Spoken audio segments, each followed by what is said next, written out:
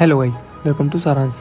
और आज मैं आपके लिए एक्सप्लेन करने जा रहा हूँ फाइनल डेस्टिनेशन 2, जो कि 2003 में बनी सुपरनैचुरल हॉरर मूवी है। तो गाइस, मूवी की स्टार्टिंग में हमें किम्बरली को दिखाया जाता है, जो कि एक कॉलेज स्टूडेंट है और अपने फ्रेंड्स के साथ वीकेंड पर जा रही होती है। वे लोग जब हाईवे पर पहुंचते तो उन्हें एक वहाँ पे मांगने वाली एक लेडी मिलती है। उस औरत के पास एक बैग होता है जिसमें से सारे कैन नीचे गिर जाते हैं। वे सब लोग उसे इग्नोर कर देते हैं और किम्बरली वहाँ से गाड़ी स्टार्ट करके निकल जाती है। हाईवे पर एक स्कूल बस भी होती है जिसको किम्बरली के अलावा कोई भी नोटिस नहीं करता। अब किम्बरली कार का एफएम ऑन कर लेती है जिसमें न्यूज़ आ रही थी कि आज ही के दिन वो प्लेन हादसा हुआ था जिसमें कई लोग मारे गए थे। और यहाँ मैं आपको बता दूं कि यहाँ पर उसी प्लेन हादसे की बात हो रही है जो फाइनल डेस्टिनेशन 1 में हुई थी। और अब किम्बरली चैनल चेंज करती है जिसमें एक गाना चल रहा था, हाईवे टू हेल। उसे ये बात बहुत अजीब लगती है। अब किम्बरली देखती है कि हाईवे पर बहुत सारे लोग हैं। उन सबको ओवरटेक करता हुआ एक ट्रक आगे की ओर जाता जा रहा है जिस पर बहुत सारे वुडन ब्लॉक लोडेड हैं। किम्बरली को ऐसा फील होता है कि कुछ बहुत बुरा होने वाला है और अचानक से उस ट्रक की चेन टूट जाती है और वुडन ब्लॉक नीचे गिरने लगते हैं। उस हाईवे पर एक पुलिस ऑफिसर भी होता है और एक ब्लॉक सीधा उसकी गाड़ी में घुस जाता है जिससे उसका सर कुचल जाता है।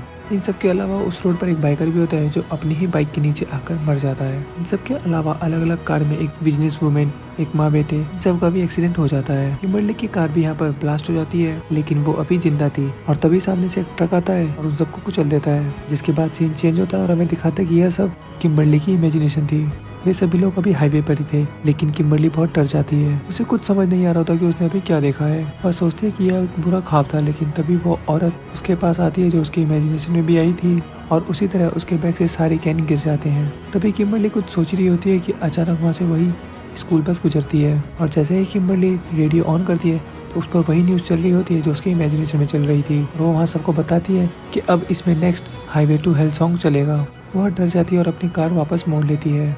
उसके वहाँ रुके रहने से वहाँ पर ट्रैफिक जैम लग चुका था, जिसकी वजह से वे सभी लोग जो उसकी इमेजिनेशन में थे वहाँ पर ट्रैफिक जैम में फंसे थे। इस मूवी का एक main character police officer Burke भी है जो कि वहाँ पर फंसा हुआ था। वो किम्बरली के कार के पास आता है और उनसे रीजन पूछता है। किम्बरली उसे बताती है कि यहाँ पर एक बहुत बड़ा एक्सीडेंट होने वाला है। बर्क उसे गाड़ी से बाहर आने को बोलता है और तभी वहाँ पर से वही ट्रक गुजरता है जिसके अंदर लकड़ी के काफी बड़े ब्लॉक्स थे। तभी किम्बरली उसे बताती है कि यह वही ट्रक है जिसकी वजह से एक्सीडेंट होने वाला है। वह उसे ये सब बता ही रही होती है कि वहाँ पर एक्सीडेंट हो ही जाता है। उसे कुछ भी नहीं समझ में आ रहा होता कि यहाँ पर क्या हो रहा है।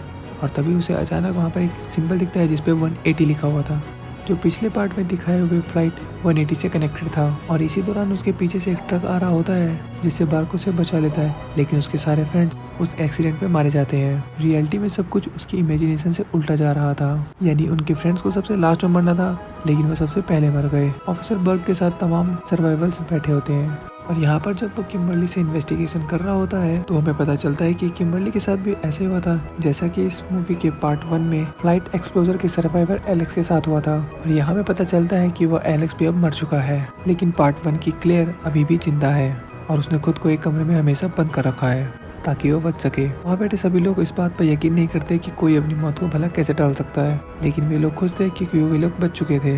उनमें से एक लड़का जिसकी $2.5 मिलियन की लॉटरी लगी थी, वो बहुत सारी शॉपिंग कर अपने घर वापस आता है, जहाँ वो देखता है कि उसके पैन में पुराने नूडल्स रखे थे जिन्हें वो खिड़की से बाहर फेंक देता है और अपने लिए कुछ नया बनाने लगता है। वो फिर से नूडल्स निकालता है बनाने के लिए, लेकिन तभी अचानक उसके फूड में मैग्नेट गिर जाता है जिसे वो बिना देखे माइक्रोवेव में डाल देता है और साइमल्टेनियसली वह पैन में भी कुछ फ्राई कर रहा होता है। और इसी दौरान वो अपने हाथ पर एक गोल्ड की घड़ी पहनकर बहुत खुश हो रहा होता है। इसके साथ साथ वह गोल्ड की रिंग देखकर भी बहुत खुश हो रहा होता है, लेकिन तभी अचानक से माइक्रोवेव में स्पार्क होता है जिसकी वजह से उसका रिंग उसके हाथ से छूटकर सिंक में चला जाता है। वह उसको पकड़ने के लिए जल्दी से सिंक में हाथ डाल देता है, लेकिन उस सोने की घड़ी की वजह से उसका हाथ बाहर की ओर नहीं निकलता और तभी माइक्रोवेव में भी शॉर्ट सर्किट हो जाता है और पैन में रखे खाने में भी आग लग जाती है। वह अपने पास पड़े कपड़े से आग बुझाने की कोशिश करता है जिसकी वजह से पूरे घर में ही आग लग जाती है।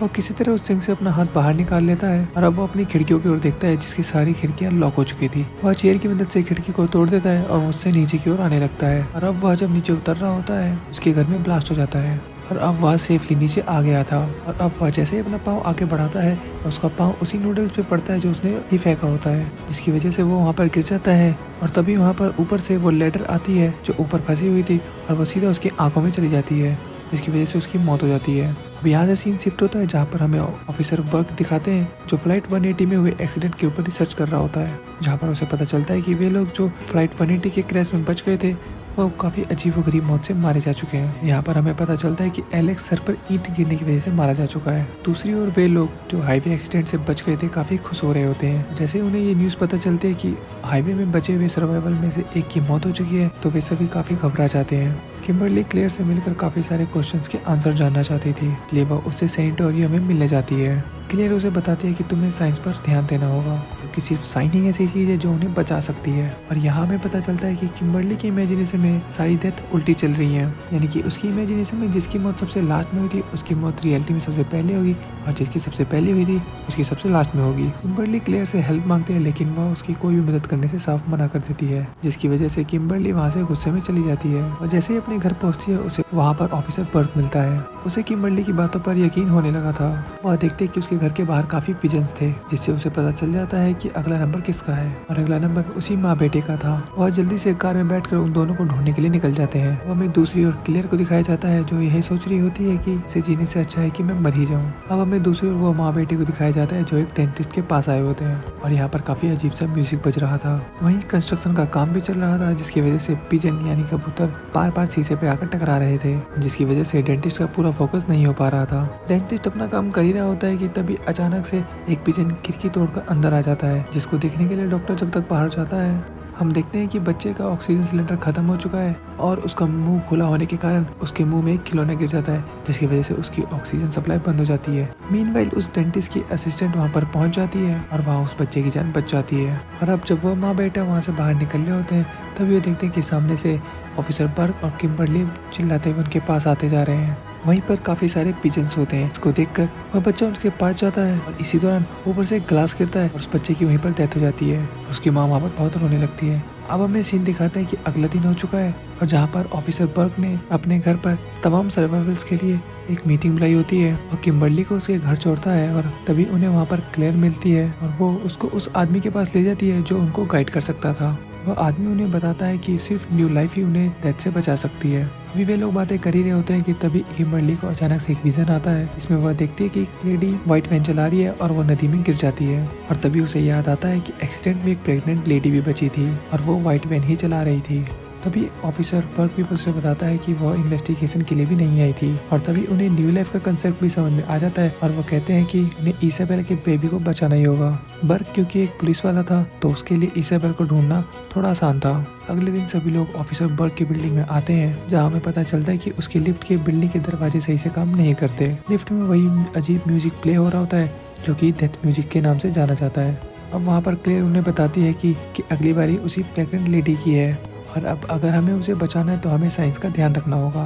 और यह सुनते ही वहाँ पर से एक सर्वाइवल और एक लेडी चली जाती है, क्योंकि उसका बेटा मर चुका था, तो उसे अपनी जिंदगी की कोई फिक्र नहीं थी।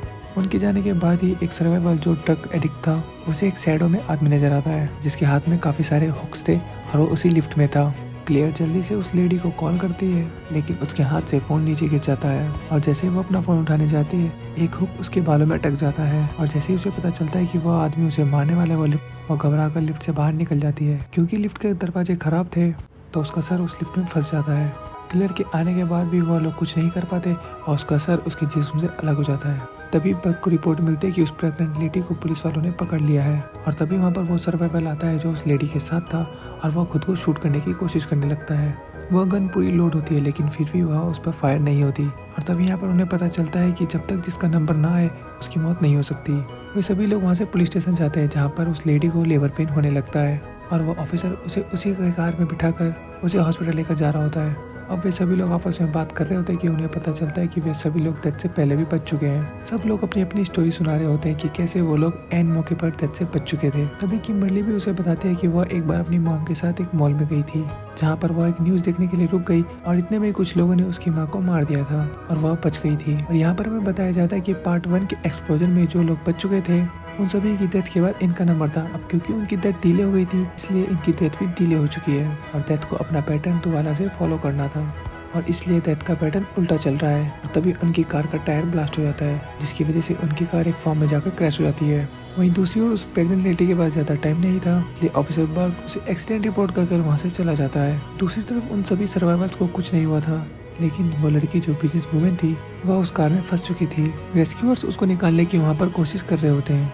और तभी वहाँ पर अचानक से उसका एयरबैग एक्टिवेट हो जाता है और उसकी वहीं पर डेथ हो जाती है। एक्सीडेंट की वजह से कार का फ्यूल कार के इधर उधर काफ़ी जगह फैल चुका था और डेथ की वजह से उस बिजनेस वूमेन के हाथ से सिगरेट गिर जाती है, जिसकी वजह से वहाँ पर एक बहुत बड़ा ब्लास्ट हो जाता है और ब्लास्ट की वजह से वह सर्वाइवल जो ड्रग एडिक्ट था उसकी भी वहाँ पर मौत हो जाती है। अब यहाँ पर टोटल 3 सर्वाइवल ही बचे थे, किम्बरली, बर्क और क्लेयर। बर्क उस प्रेग्नेंट वुमेन को लेकर अभी भी हॉस्पिटल जा ही रहा होता है कि तभी अचानक से किम्बरली को विजन्स आने लगते हैं कि एक डॉक्टर उस लेडी को मार देगी। वे लोग हॉस्पिटल पहुंच जाते हैं जहां वो देखते हैं कि एक सर्वाइवल जो एक्सीडेंट में बच चुका था, क्लियर उसको देखने के लिए जाती है। वहां पर उस सर्वाइवल के ऑक्सीजन सिलेंडर की पाइप निकल चुकी थी। किम्बरली वहां पर जाकर उस डॉक्टर को रोक लेती है जो उस प्रेग्नेंट लेडी को मारने वाली थी और अब हम देखते हैं कि वह प्रेग्नेंट वुमेन एक बच्चे को जन्म देती है और इस न्यूज़ को सुनकर क्लियर और बर्क काफी खुश होते हैं और वह यह खुशखबरी बताने के लिए क्लियर के पास जाते हैं। तभी किम्बरली को विजन आता है कि वह लेडी जिसका अभी बेबी हुआ है वह उस एक्सीडेंट में मरने ही नहीं वाली थी, यानी कि उन लोगों ने अभी तक कुछ भी नहीं बदला था। क्लियर वहाँ पर आए एक्सीडेंट में बचे हुए सर्वाइवल के पास जाती है और जैसे ही वो दरवाजा खोलती है कि तभी वहाँ पर अचानक से एक फायर एक्सप्लोजन होता है जिसमें क्लियर और वो सर्वाइवल दोनों मारे जाते हैं, जहाँ पर किम्बरली को पता चलता है कि उसके विजन में और कोई नहीं बल्कि वह खुद ही खुद को दिख रही है। उसे अब समझ आ चुका था कि उसे अब क्या करना है। वह वहाँ पर एक वाइट वैन में बैठती है और उसमें बैठकर नदी में छलांग लगा देती है, जिसके पीछे पीछे उसे बचाने के लिए ऑफिसर बर्क भी चला जाता है। वह किम्बरली को बचाने की कोशिश करता है लेकिन अब बहुत देर हो चुकी है। उसकी सांसें रुक चुकी थी और उसकी आंखों के सामने अंधेरा छा चुका था और जैसे ही उसे होश आता है तो उसके सामने वही डॉक्टर दिखाई देती है जो उसके विजन में आई थी कि वह उस प्रेग्नेंट लेडी को मार देगी, लेकिन यहाँ पर उसने उसे एक न्यू लाइफ दी थी और इसी न्यू लाइफ ने डेथ को रोक दिया था और अब बर्क और किम्बरली आराम से जी सकते थे। और अब हमें बहुत समय बाद का सीन दिखाया जाता है जहाँ पर वे दोनों कई सारे लोगों के साथ लंच कर रहे होते हैं, जहाँ पर उन्हें पता चलता है कि उनके दोस्त ने भी कभी किसी की जान बचाई थी और यह सुनते ही किम्बरली के होश उड़ जाते हैं क्योंकि उन्हें डेथ का रूल पता था और इसके साथ ही उनका बारबेक्यू सेटअप ब्लास्ट हो जाता है और वहाँ खड़े एक फैमिली मेंबर की डेथ हो जाती है। इसी के साथ यहाँ पर यह मूवी खत्म हो जाती है। तो गाइस, आपको इस मूवी की एक्सप्लेनेशन कैसी लगी हमें कमेंट में जरूर लिखकर बताएं और इस चैनल को लाइक शेयर सब्सक्राइब जरूर करें। और गाइस, अगर आपने पार्ट 1 नहीं देखी तो नीचे डिस्क्रिप्शन में लिंक है, तो वहाँ पर इस मूवी का पार्ट 1 भी है, तो जाओ उसे देखो। और अब आपसे मैं मिलूंगा नेक्स्ट वीडियो में, तब तक के लिए थैंक्स फॉर वॉचिंग।